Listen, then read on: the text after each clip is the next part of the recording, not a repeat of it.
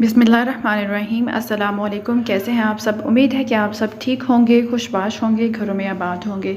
और आज का आपका पेपर देख के बहुत खुशी हुई। आपका पेपर काफ़ी आसान था और सारे क्वेश्चंस जो हैं वो गेस्ट पेपर्स में भी से थे और वही क्वेश्चंस जिनको आपने ज़रूर याद किया होगा।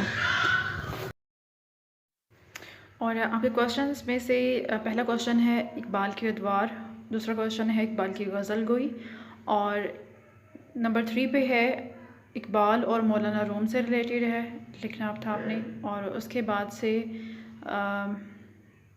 बाद है तसव्वुर फ़न, तसव्वुर वतनियत या तसव्वुर मिल्लत।